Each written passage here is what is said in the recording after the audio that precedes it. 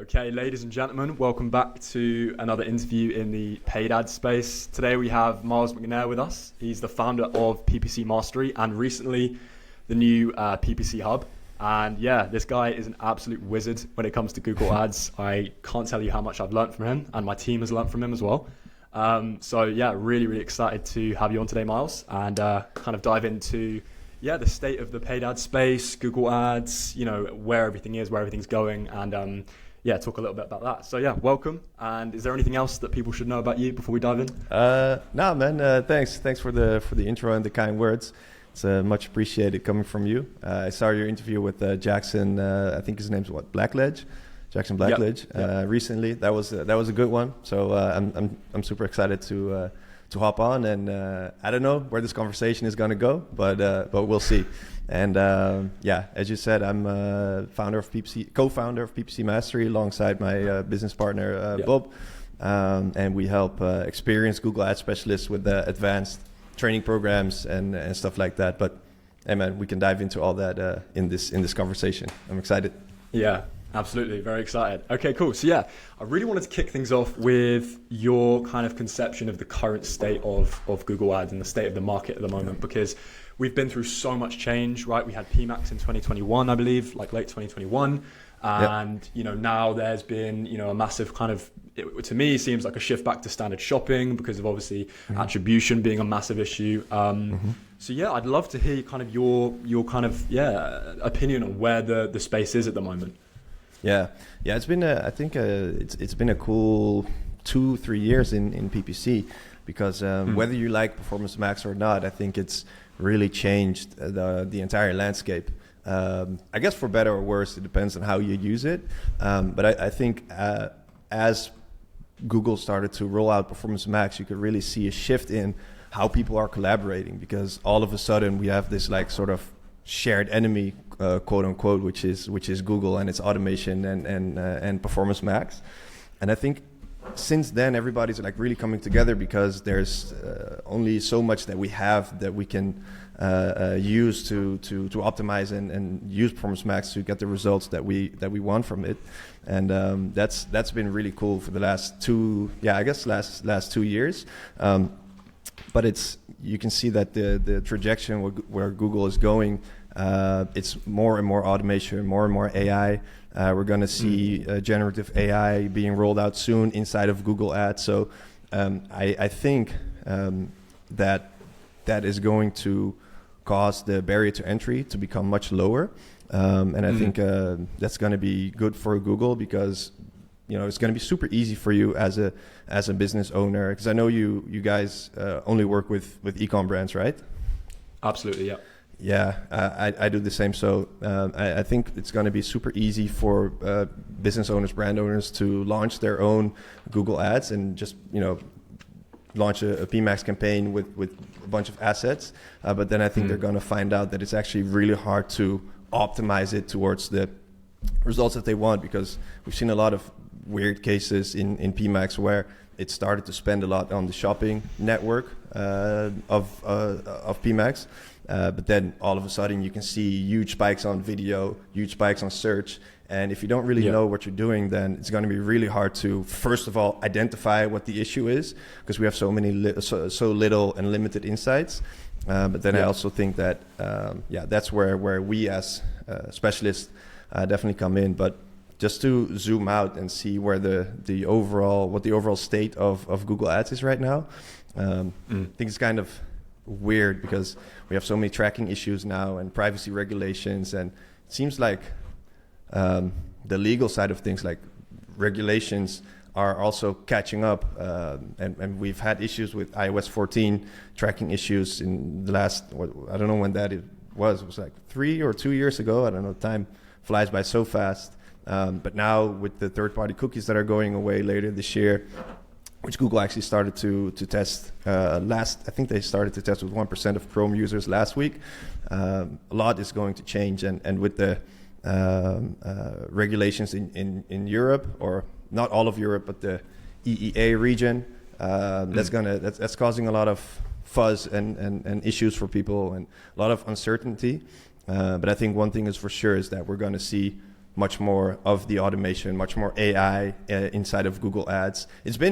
AI has been in all of Google's products for the last 8 years or so. It's not like we've seen a huge boom in AI, last year with ChatGPT, and it's becoming more mainstream. But all of their products are already working with machine learning and AI. And I think we're going to see much more of that soon. And again, that's going to lower the barrier to entry. And that's where I think it's going to be easier for business owners to launch their own campaigns. But then they're going to find out that it's actually really hard to set them up correctly and optimize towards the goals that they have set for themselves.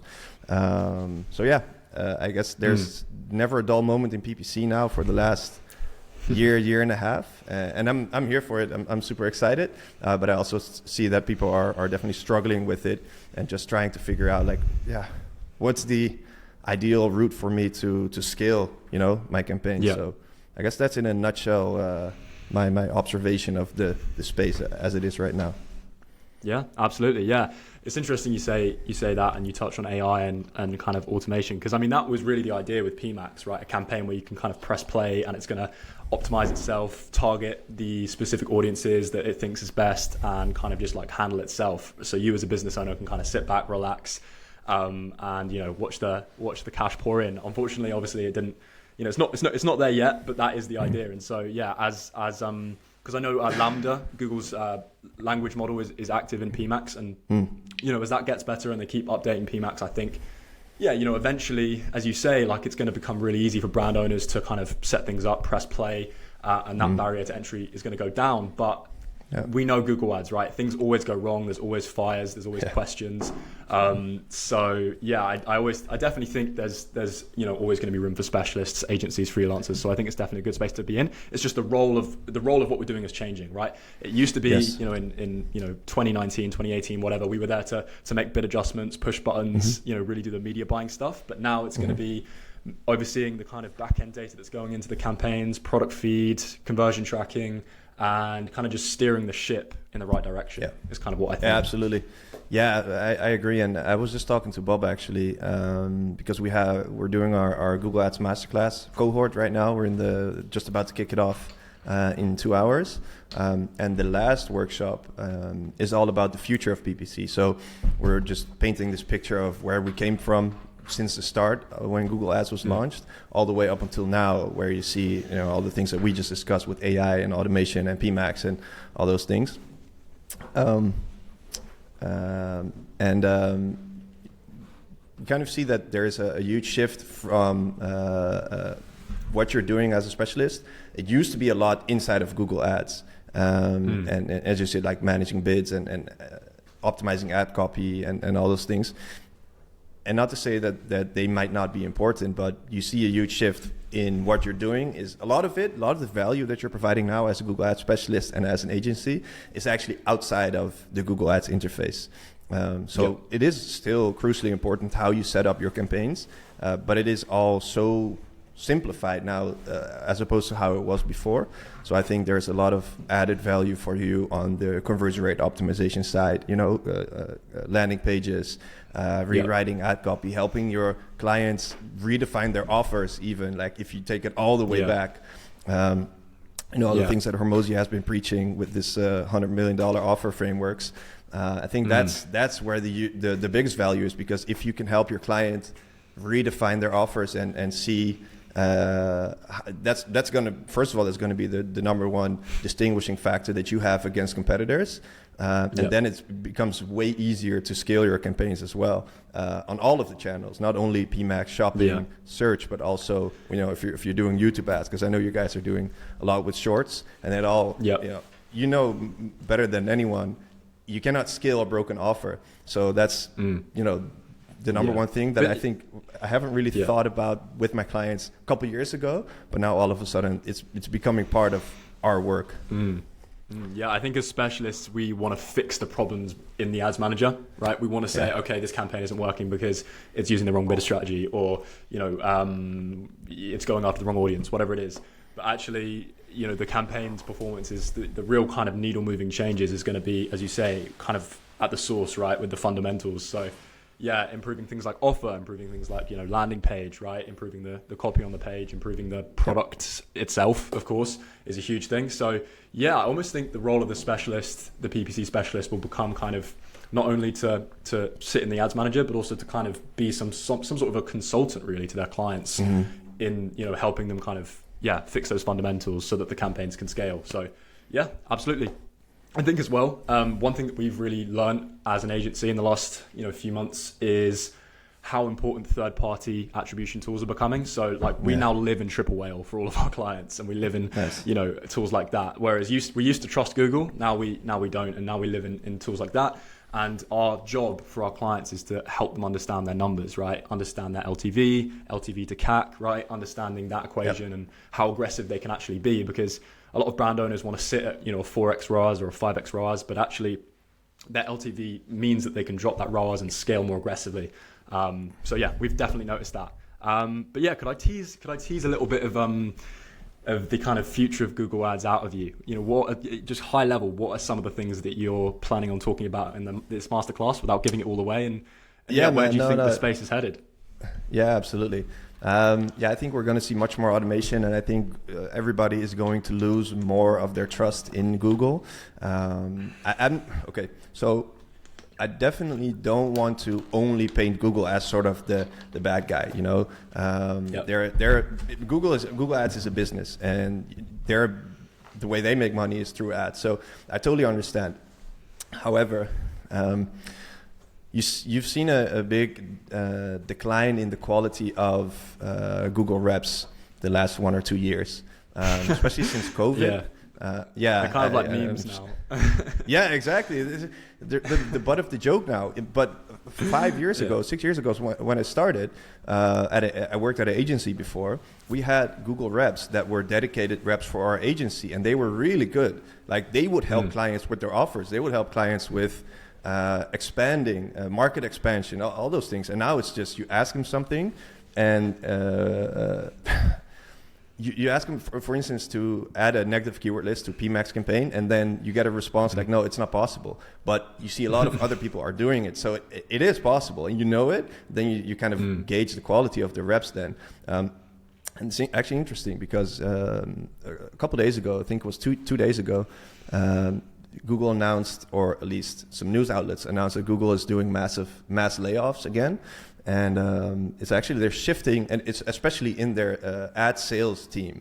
And they're shifting the focus from big customer sales teams to the smaller, I forget the name, but like smaller SME sales teams or whatever it is. And that's a problem, I think, because those reps are usually the lowest quality ones. And if they are becoming the focal point now for Google, then everybody is going to lose even more trust unless they really up their game and their quality. So yeah, that's what I think. Yeah, go ahead, bro. Sorry to interrupt. I've got a funny story about a Google rep. So a client of ours who was spending a really a lot on ads. I think they were spending, before they worked with us, about 80 to 100K per month on ads on Google alone. Their Google rep, so before they came to us, they hadn't touched PMax. It was just standard shopping, standard search. And their Google rep somehow kind of let them launch a PMax without a product feed, right? So I think at the time their product feed was like suspended or whatever. And so, he reached out to the rep saying like, hey, I want to try this PMax thing. Like, what should I do? And he was just like, yeah, launch it. And, that kind of became like a display-only PMax campaign, and just the ROAS was terrible, the traffic was terrible, and I'm just like, how has this happened? Surely the rep would not advise that, but they're crazy. And that's the thing, like we've needed really great initiatives from the community to combat that, because we have everybody's taking the spend allocation scripts for granted now. But I have to shout out Mike Rhodes, because he was the first one to build it. Yeah, big shout out to him, because I don't think there's anyone who had a bigger impact on how we do our work in PPC for the last 2 years than Mike Rhodes, because now we can all of a sudden, and if you're listening to this and you have no clue what I'm talking about, look up Mike Rhodes, as RHODES, on LinkedIn. He has a script that he created that allows you to see the spend allocation of your PMax campaigns across different networks like search, shopping, display, YouTube, and others. And that's really great. So huge. We use it every day. Every day. It's so funny. Like that should be a feature in the dashboard, but we've had to kind of play with code and play with spreadsheets to actually make that accessible, which is really stupid. But it's not only spend, but it's conversion rate, value, ROAS. Like that spreadsheet is so essential. So guys, if you're an agency owner or a freelancer running Google Ads and PMax especially, go get that script and go say thank you to Mike. Yeah, absolutely. So I think I kind of lost my train of thought overall, but I guess we were talking about the overall state of PPC for the next couple of years. Yeah, we were. So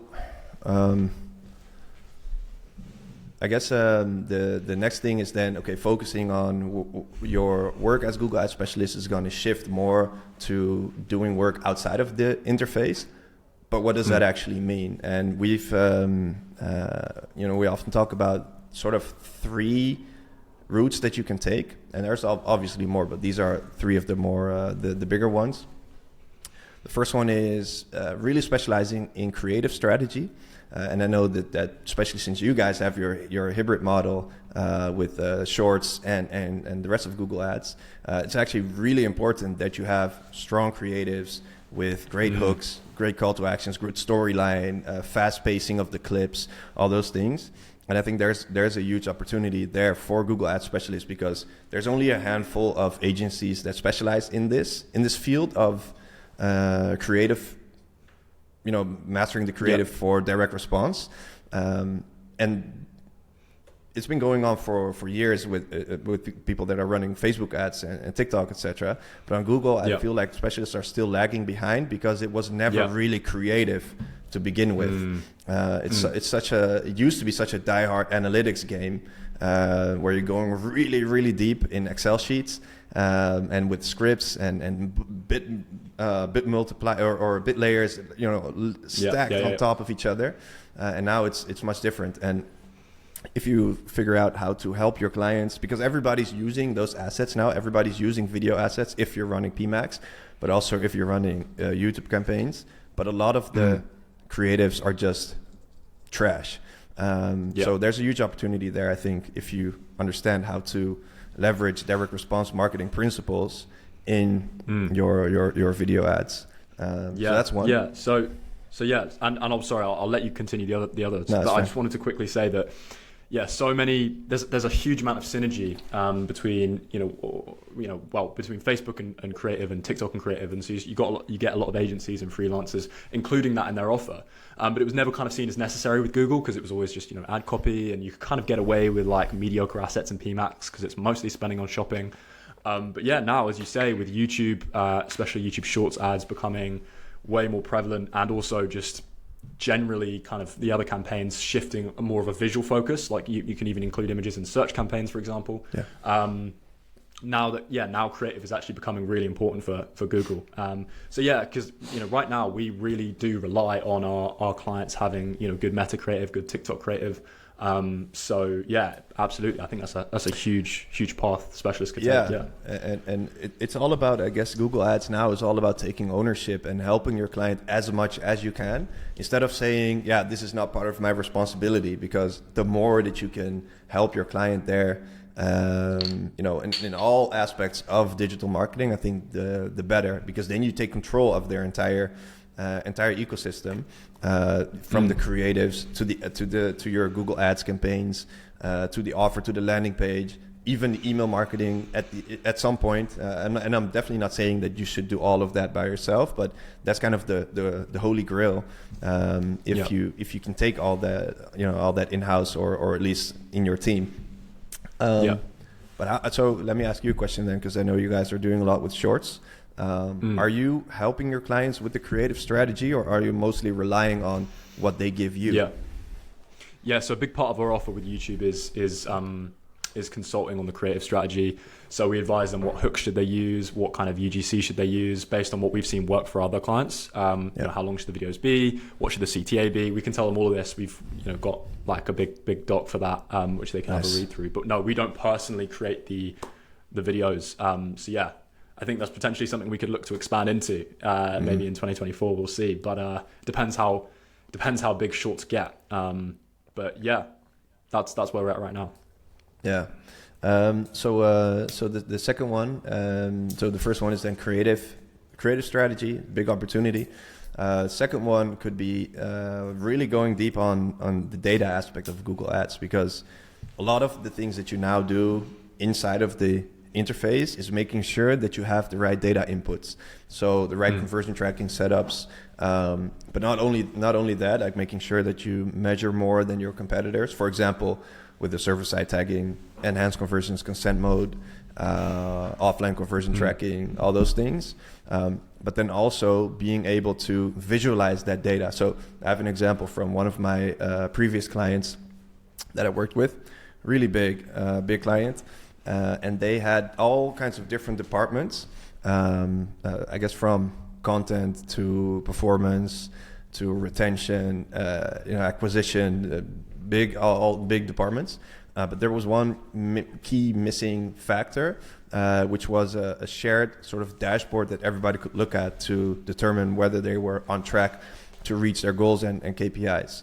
So then they started a data department, and this guy, it was one-man show, and he built an entire dashboard that included all of the results, KPIs for all of the different channels, but also that was easy to use for everyone in the organization that is not like really tech savvy with performance marketing, for example.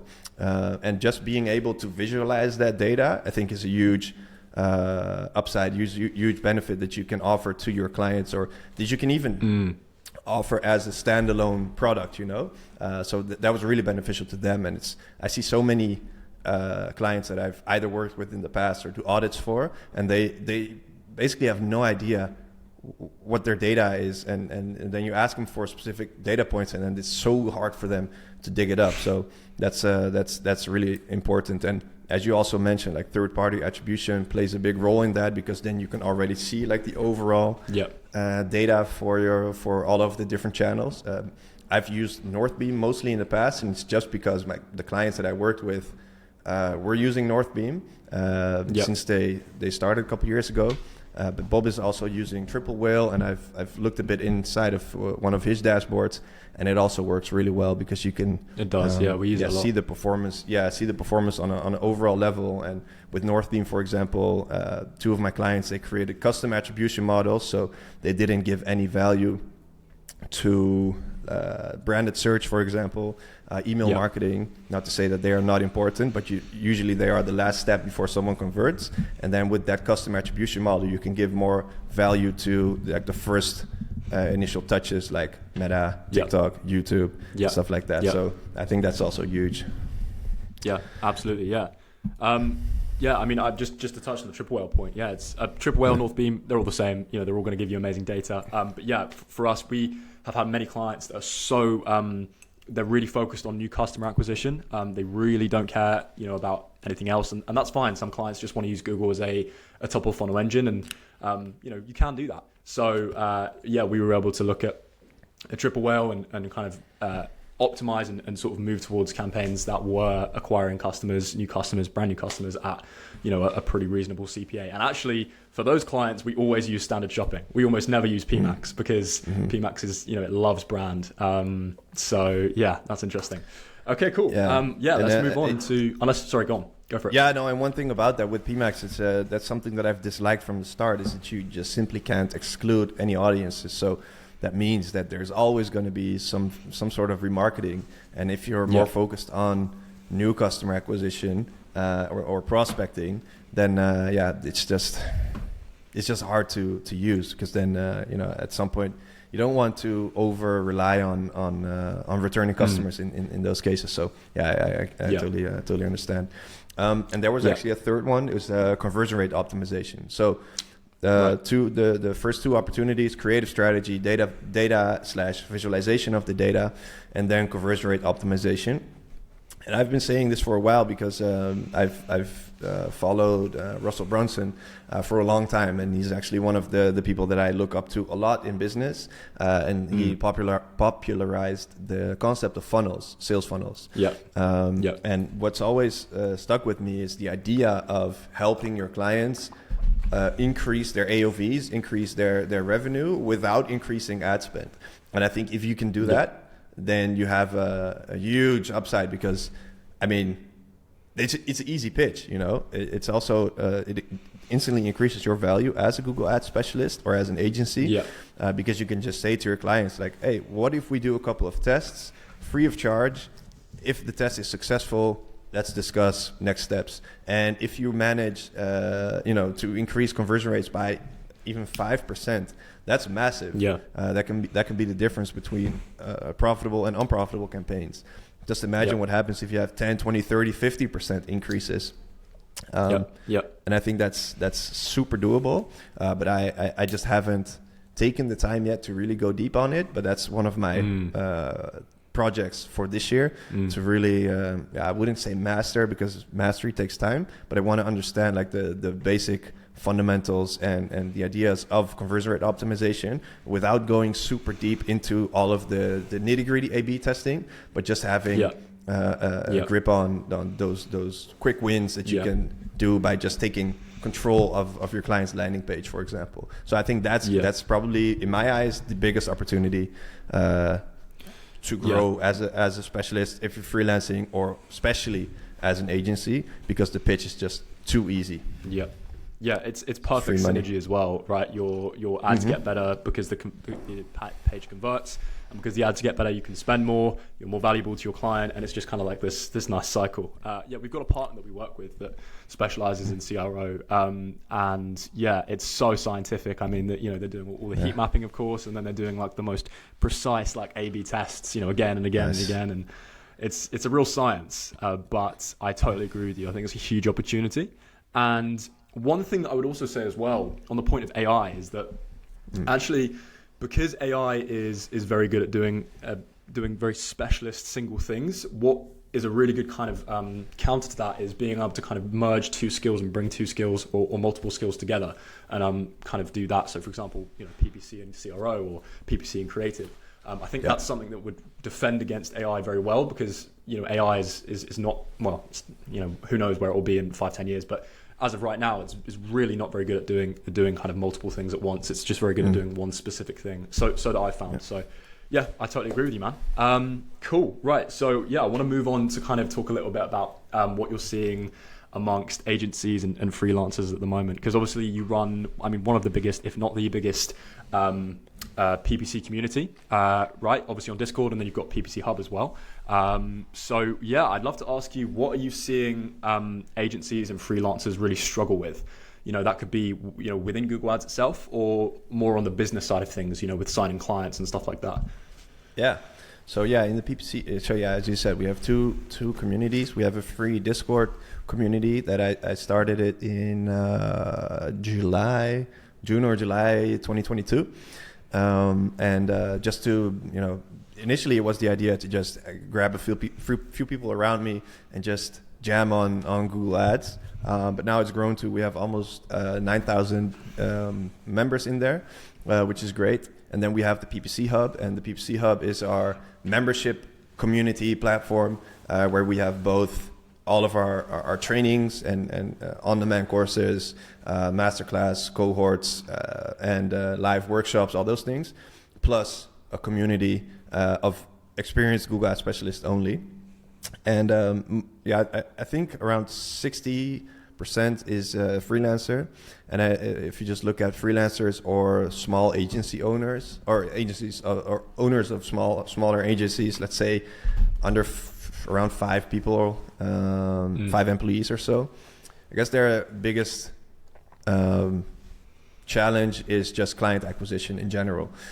So I also want to create a course on how to generate inbound leads through LinkedIn.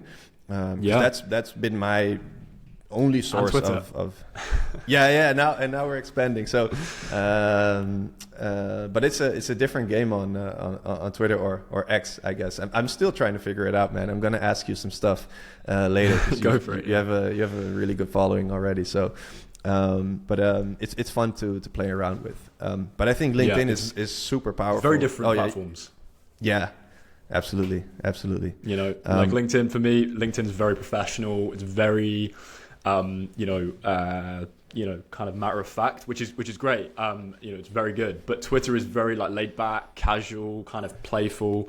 So I've seen content do very different things on each platform. Like, content that does incredibly well on Twitter won't always do well on LinkedIn, and vice versa. So yeah, it's funny, right? Yeah, because I definitely see that as well. And it's also because Twitter, you can have any handle, any name that you want to, and on LinkedIn, it's just you as a person. So I guess people are a bit more conscious of how they show themselves on LinkedIn versus on Twitter. Yeah, because I was going through your feed because I'm analyzing what you're doing on Twitter, because I also want to grow there.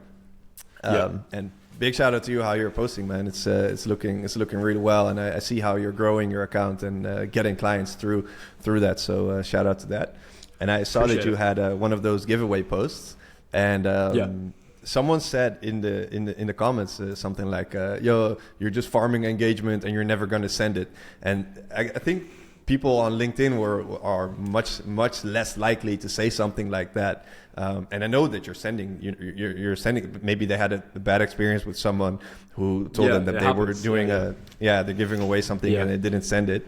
But it's totally different, man. LinkedIn tends to be much nicer that way, much less trolling. Definitely, it's definitely more polite, 100%. Yeah. But no, this is one of my favorite topics. As much as I love Google Ads, I think definitely like my real passion lies with agencies, freelancers, business growth.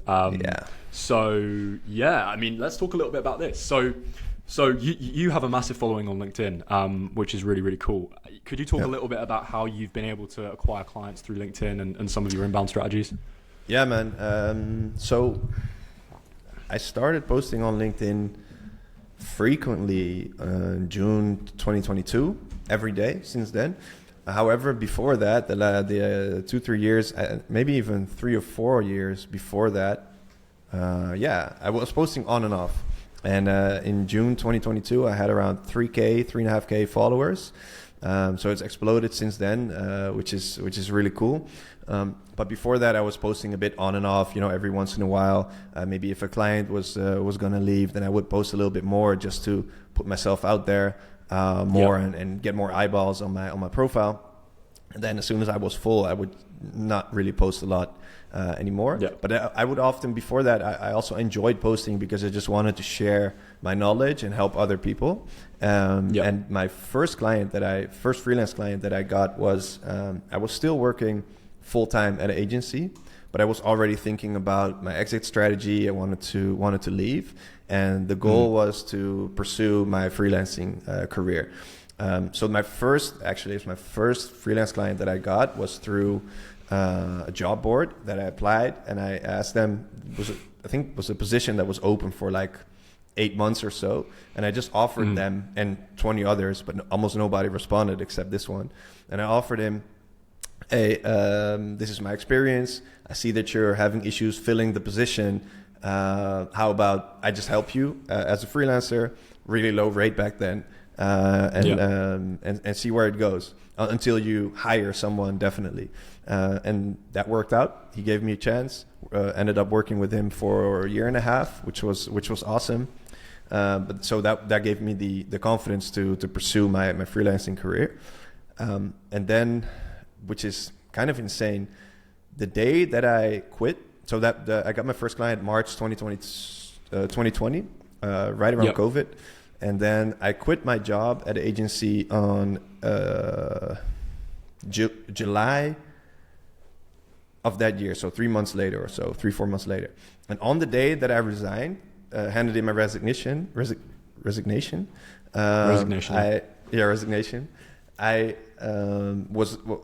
A recruiter reached out to me and asked me if I was available for an interim position. So freelance, but it's kind of different, because you're working there for 4 days a week, which was Ring in Amsterdam.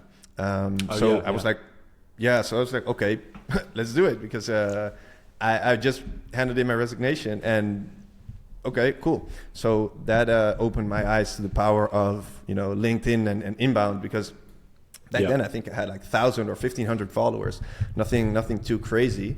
But you just never know, like, the quality of your network, who can help you and who's going to reach out to you and who's reading your posts. So that really cemented the idea in my head that there's a lot of potential for just being out there and posting, and then leads can come my way, because I did the outbound thing with my first freelance gig, but it's not. I don't enjoy doing it. It's not my personality. No. It's also not how we do marketing with PPC Mastery. It's really like laid back, providing a lot of value, and then waiting for people to basically come to us. That's what I'm doing now with LinkedIn as well. And I think for everyone who is a freelancer or agency owner, there's a lot of merit to just posting every single day. First of all, you will develop a lot of skills, consistency. You're showing up every single day to write. You're becoming a better writer. You're becoming a clearer thinker. So there's a lot of upside of just posting online every single day. But apart from that, you're being out there, and your ideal clients, they're seeing your content, and they can just reach out to you instead of the other way around. And I noticed that the quote unquote closing rate of those clients is generally super high, because they've already sold themselves on working with you, because they want to work with you instead of you cold emailing them like, we can do this and this, and then because I'm kind of preaching to the choir, because that's also what you're doing. That works really well for me. And I kind of lost the initial question, but hey, we can go on. No, you answered it perfectly on this topic. It's just what you're doing to land. I suppose it's not land clients anymore. It's land customers for PPC Mastery. But that answered it perfectly, man. Yeah, honestly, I can't recommend growing a brand, a personal brand enough. Even if you don't want to be an entrepreneur. I mean, I found some of my best employees, some of my best account managers through them posting on LinkedIn. And then I reached out to them and I was like, hey, we're hiring. Like, this is great content. Your stuff. And then, now they're really, really happy. So, that's really great, man. And I just wanted to add something to that, because I was talking about this with my girlfriend this week, and because I was thinking about the LinkedIn lead generation course for freelancers and agency owners. It's going to take a while before I launch it, but I'm just already thinking about the ideas. But then I figured, it's definitely not only for freelancers or agency owners that can benefit from having a personal brand, because someone in my family is actually not happy at work right now, but it's hard to find a new job.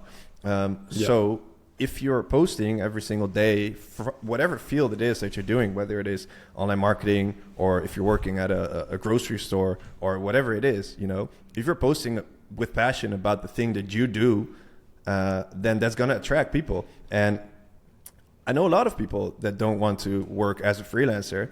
And there was one guy on LinkedIn that I've had a lot of contact with over the last 2 years. And he was already at senior level. And then he announced that he quit his job. So I asked him, are you going to freelance? And he's like, no, it doesn't really suit me. So he just got a new job that he found through his personal brand. So yeah, man, I can recommend everybody to at least start posting at least a couple times per week. But if you do it every single day on LinkedIn, you're going to meet so many cool people. The fact that we're talking right now would have never happened if either of us wouldn't post so much. So you're just opening up yourself to so many more opportunities just by being out there. So I can recommend it to 100%. Everyone. Yeah, I mean, it's so funny. Like landing a great opportunity, landing a great job is the same as landing a client, signing a client. You've got inbound, you've got outbound, right? You can do job posts with outbound, or you can build an inbound presence, right? And that's going to attract people who want to hire you, who are looking for great talent to you. And it's just the same with clients. Like in my opinion, the best opportunities always come from inbound, when people are coming to you because they know your stuff, they're interested in working with you or hiring you, and it's going to be a much more pleasant experience. I actually do no outbound for my business. It's quite funny because if you are in the freelance game or the agency game, you know that people always talk about outbound. You've got to be cold emailing, cold calling, cold DMing, but I think the market has shifted massively to where, yes, that used to work back in 2020 when no one was doing it. But now, a 14-year-old kid in his bedroom with a laptop can send cold emails. So, it's very saturated now. And so the only way to stand out and land the best clients is through a personal brand, through attracting them to you. So, yeah, totally agree with that. So, I think, what do you think is the one thing that freelancers and agencies can do to really start landing better opportunities, landing better clients? Would you say it's to start posting on and building a brand? Yeah, I think so. Just looking at the leverage that you build with it, just by being out there every single day, as we just discussed, you worst case scenario, you just develop a lot of new skills, or even worst case scenario, you meet a couple of really cool people. But I think just by being busy and doing that, just keeping yourself occupied with building your own brand, however you want to do it, is gonna make sure that you open yourself up to a lot of opportunities. And I think if you're building a personal brand for yourself and you're getting hired, my assumption is that you have much more leverage discussing, negotiating a higher salary. Also, if you're freelancing or if you have an agency, then the clients, if they reach out to you, they are much more likely to accept a higher fee than the other way around, because they've already sold themselves on you. So yeah, man, I think that's probably the number one thing. That brings me to a really cool question. What do you think is the best way to price your PPC services? Because that's a huge question that I get asked a lot. For sure, man, for sure. And I'll say this, I haven't cracked that code. I've been, I don't run an agency. I'm a freelancer, so I have my own portfolio that is getting smaller and smaller now as I shift more of my time to PPC mastery and the marketing and everything that goes, and managing the PPC hub community. But I started off with 50 euros an hour working on the side. That was my initial fee for the first client that I got. And I was super happy with it, man, because I worked with them for around 60 hours per month. And that was already more than my monthly income at the agency. So I was super happy with that. Now, as I started to grow and really build my own freelancing business, I started to increase my hourly rates. And then the last clients that I've pitched, I haven't really pitched in a long time, because now I'm just satisfied with the clients I have, and I just haven't onboarded a new client in a long time because it's not necessary. But the last time I actually pitched an offer was a combination of a fixed fee plus variable for a percentage of the ad spend. And the reason why I personally like that is because if you only do a percentage of ad spend and the client says, yo, we're going to scale down to 90% less spend, then you're basically, there's nothing left. So then that base fee kind of saves me from, having just a bottom line. And then that variable allows me to grow with the client, because when I was still doing hourly rates, I had a couple of clients that I helped scale really, really hard. And they grew, but I didn't grow with them. And at some point in Google Ads, if you're automating a lot, then you're basically automating yourself away. So that's when the hourly rate was really catching up with me and wasn't the best for my personal business. But still, man, if you have 100 euros an hour, if that's your rate, and you're working full time, you're making 16 to 20 grand per month, which is, man, dude, that's insane. If you're a one-man show, if you're doing it by yourself. Now, if you're an agency, then I guess it becomes different. But I never liked the idea of running an agency just because then you're constantly balancing.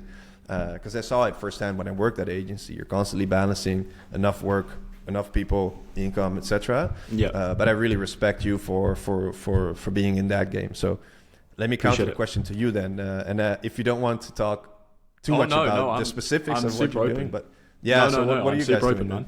Yeah, I've thought about this a lot, and I think there is a right answer. All right, go. I know this is kind of a conversation where there's many different answers, but I'll tell you my thinking about it. So, firstly, the hourly rate thing, it's a great way to get started, but it's the lowest leverage pricing model because you are physically constrained by how much you can make by the amount of hours you have in a month, right? Yes. So it's a fantastic starting point because it's very fair. It's very easy to pitch. And you can land, depending on the workload, a couple clients, but then you literally cannot scale past that. So you're kind of constrained to a certain amount. So yeah, if you're brand new, I'd say hourly rate makes sense if that's what you're comfortable charging. But personally, I wouldn't even start with that, and I'll explain a little bit why. I'll go through the ones that I don't think are a good idea. The second one is percentage of ROAS, right?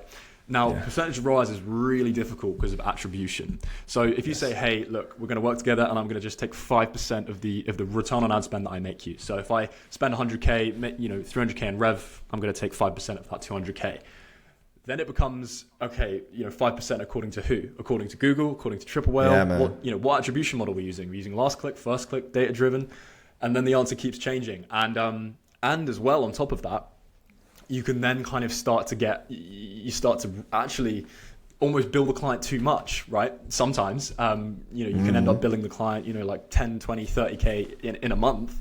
And then they're just going to leave because they're like, hey, I'm spending 20K a month on this guy. Like, I could have a whole in-house team for this. I'm going to take this in-house, during the busy months, right? And the one thing I'll say is LTV is the most important thing. So it's keeping clients for months and months and months rather than just having them for 1 month and charging them loads. Because LTV is going to make you far wealthier than charging money, a lot of money for 1 month is, and it's also going to make your business way more sustainable. You can be more aggressive with how you deploy your capital because you know what you're going to make every single month. I think that's percentage of ROAS is very difficult. I wouldn't recommend it. And then third is obviously percentage of spend. Now, I don't mind this one as much, but the problem is the incentives aren't aligned because you want to scale spend, not only to make your more money yourself, but also to get the client better results. Because typically, the more you spend, the more data you get. Oftentimes you're going to produce more revenue, etc. Right?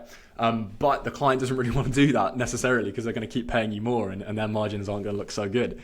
So then there's that kind of conflict of interest, which sucks. Yeah. So for me, I think what you should do as a freelancer or agency owner is just pitch a fair monthly recurring fee, right? It's like a Netflix subscription.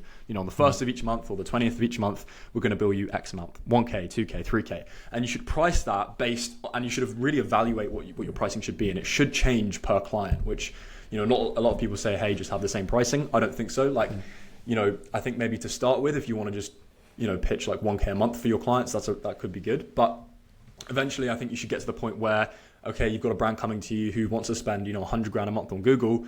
That's going to be a lot of work for you. The more spend, the more work, typically. So then 1K a month isn't really fair. So then you need to pitch a higher retainer for your services and kind of know your value. And that's the easiest thing I've found. It leads to long LTV because clients know the bill every single month. They can factor it into their margins. It doesn't change. It's not up and down. It's super predictable for you as a business owner as well. So I would recommend the retainer.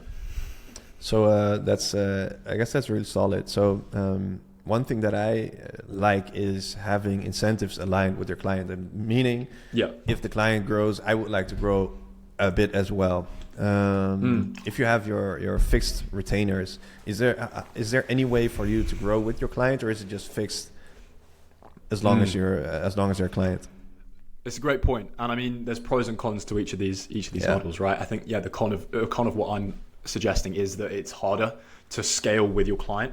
I personally have seen success setting a fixed retainer, getting great results for the clients, and then on the monthly calls that we run with these clients, sort of showing them the results and sort of saying, hey, look, we need to renegotiate because we're providing you so much value. You've got to keep my team incentivized.